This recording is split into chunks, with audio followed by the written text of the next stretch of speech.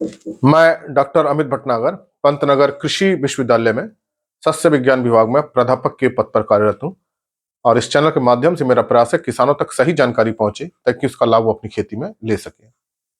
आज जो मैं बात करना चाहता हूँ वो ये है कि गेहूं की पहली सिंचाई बहुत महत्वपूर्ण होती है, क्योंकि ये जो सिंचाई होती है ये CRI स्टेज होती है, क्राउन रूट इनिशिएशन स्टेज होती है। इस स्टेज के बाद पौधों में कल्ले निकलते हैं और इन कल्लों का मजबूत होना बहुत जरूरी है, अच्छी संख्या में निकलना जरूरी है ताकि हमें गेहूं की अच्छी उपज प्राप्त हो। अब इस सिंचाई के साथ साथ पोषक तत्व भी होने बहुत जरूरी हैं, क्योंकि CRI स्टेज पे जब कल्ले निकलते हैं उन्हें नमी भी चाहिए और पोषक तत्व भी चाहिए। अगर पोषक तत्वों की कमी रहती है तो ये कल्ले बहुत कम निकलते हैं और छोटे रह जाते हैं। तो वैसे तो हम सभी खाद जो है बुआई के समय डालते हैं ताकि पौधे को शुरू से ही अच्छा न्यूट्रिशन मिले। लेकिन अगर कोई खाद छूट गई है तो अब कितनी देनी है और कैसे दें, आज मैं इसी बात पे चर्चा करूंगा। और जो हम पहली सिंचाई कर रहे हैं तो कब हमें करनी चाहिए और उस सिंचाई में क्या ध्यान रखना चाहिए और कौन कौन सी खाद और उर्वरक हमें देनी चाहिए। देखिए, जब गेहूं की पहली सिंचाई है वो CRI स्टेज पे है, क्राउन रूट इनिशिएशन स्टेज, जैसे मैंने आपको बताया बहुत महत्वपूर्ण है स्टेज है। सबसे हम ये कह सकते हैं गेहूं की सबसे इंपॉर्टेंट स्टेज यही है। अगर यहाँ नमी की कमी होती है या आप देर से सिंचाई करते हैं तो कल्ले बहुत कम निकलते हैं, छोटे रह जाते हैं और उपज बहुत ही कम मिलती है। तो इस सिंचाई पे हमें बड़ा विशेष ध्यान देना चाहिए। और ये जो CRI स्टेज आती है ये लगभग 20 से 25 दिनों में आ जाती है। सामान्यतः हम इसको मानते हैं कि ये बुआई के 21 दिनों में आ जाती है। तो अगर हमने सामान्य दिनों में बुआई करी है तो ये 21 दिन में ये स्टेज आ जाती है। इसलिए हमको 22-23 दिन पे या हमें 25 दिन तक पानी हमें दे देना चाहिए ताकि इसको अच्छी नमी मिले। अब पानी इसमें आपको बहुत ज्यादा नहीं लगाना है। अगर पानी आपने बहुत ज्यादा भर दिया, पानी को खेत में आपने लबालब भर दिया, तो होगा क्या कि उसके अंदर ऑक्सीजन की कमी हो जाएगी, वायु नहीं रहेगी। जब हवा नहीं रहेगी तो जड़ें रेस्पिरेशन, जो श्वसन की प्रक्रिया है, वो नहीं कर पाएंगी और गेहूं की पौध जो है पूरा खेत पीला पड़ जाएगा। और जब पीला पड़ जाएगा तो उसमें से कल्ले फिर कम निकलेंगे, जड़ें कम निकलेंगी। तो ये आपको ध्यान रखना है, बहुत गहरा पानी नहीं लगाना है, हल्की सिंचाई करनी है ताकि गेहूं पीला ना पड़े। सामान्यतः जहां भारी मिट्टी होती है और हम गहरा पानी लगा देते हैं वहां पहली सिंचाई के बाद गेहूं पीला पड़ जाता है और उसका असर फिर उपज पर आता है। तो इस बात को हमें ध्यान रखना है कि हम बहुत गहरा पानी ना लगाएं, हल्का पानी लगाएं। दूसरी बात हमें ध्यान रखनी है कि अगर हमने बुआई के समय पूरी खाद दी है तो इस समय आपको नाइट्रोजन देना बहुत जरूरी है। अगर नाइट्रोजन कमी होती है तो जड़ें नहीं निकलेंगी और पौधे की बढ़वार नहीं होगी और कल्ले बहुत ही कम रह जाएंगे, पौधे छोटे रह जाएंगे और उनका हरापन भी खत्म हो जाएगा।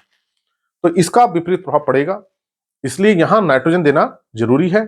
सामान्य क्षेत्रों में जो हम नाइट्रोजन की रिकमेंडेशन जो हम करते हैं, आपने सामान्य समय से बुवाई करी है और इस समय आपको जो नाइट्रोजन देनी है वो नाइट्रोजन हमको करीब 20 किलो प्रति एकड़ नाइट्रोजन देनी चाहिए। अब 20 किलो नाइट्रोजन के हिसाब से हमें यूरिया कैलकुलेट करनी है।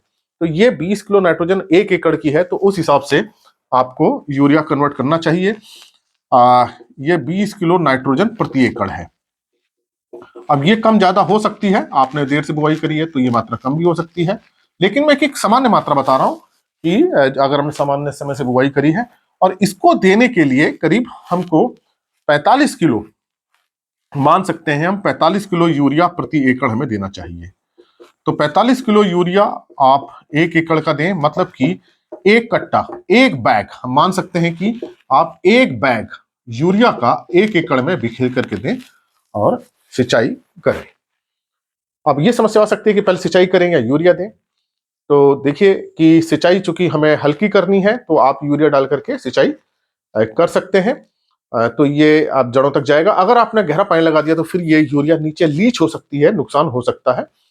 कभी कभी ऐसा भी हो सकता है कि हम पहले सिंचाई करते हैं बाद में यूरिया डाल दें। तो इसमें अगर आप कंट्रोल्ड इरिगेशन है, सिंचाई की आपने मात्रा नियंत्रित कर सकते हैं, तो फिर हमको यूरिया डाल करके सिंचाई कर देनी चाहिए। अगर आप पानी बिल्कुल छोड़ देते हैं खेत में तब आप सिंचाई करने के बाद यूरिया का प्रयोग करें। हालांकि अगर हम जब यूरिया बाद में डालते हैं तो पौधे उसका बहुत अच्छे ढंग से उपयोग नहीं कर पाते हैं। तो आपको क्या करना है, जो सिंचाई करनी है उसमें आपको उसके बाद या सिंचाई के साथ आपको एक बैग यूरिया का 1 एकड़ में देना है।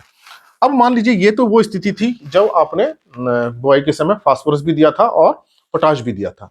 मान लीजिए अगर आप बुआई के समय फास्फोरस पोटाश नहीं दे पाए थे, तो अब इस समय हमें कैसे ये फास्फोरस और पोटाश दें। तो इसके लिए हमें क्या करना होगा, देखिए जो अच्छे रिजल्ट आते हैं फास्फोरस और पोटाश के, वो बुआई के समय देने पे ही आते हैं। बाद में जब हम देते हैं तो उसके अच्छे रिजल्ट्स नहीं मिल पाते, हालांकि देना अब मजबूरी है।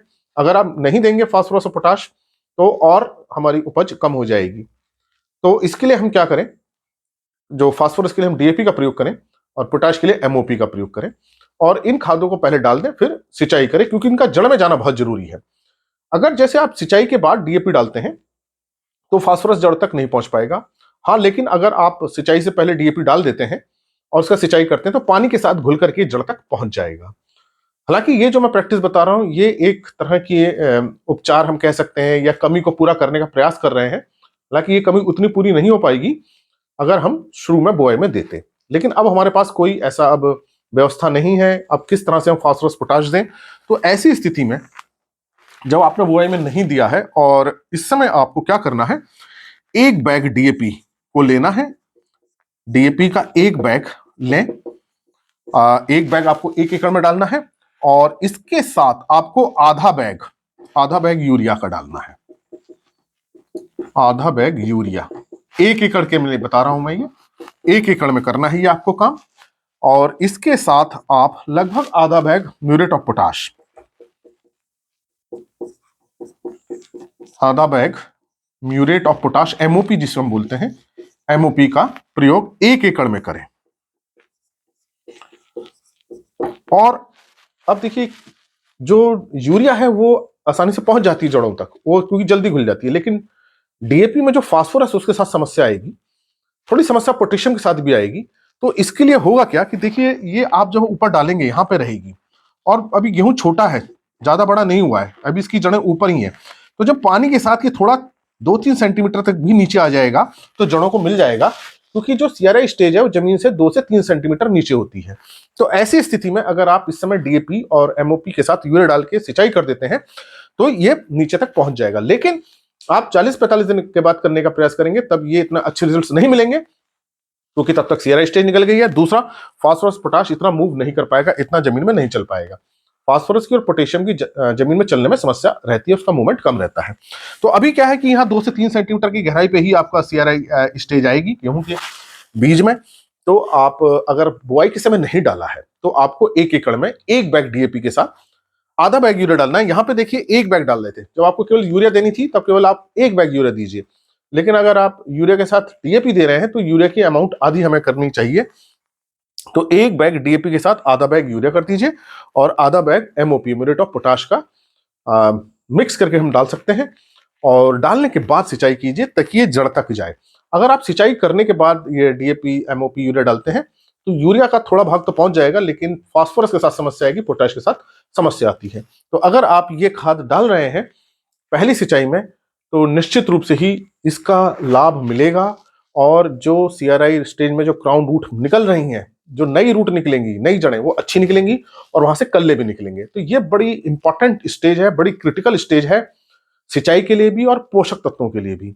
तो अगर आपने शुरू में ये नहीं दिए ये खाद, तो आपको इस तरह से ये मात्रा देनी चाहिए, जैसे मैंने आपको तरीका बताया उसी तरीके से दीजिए।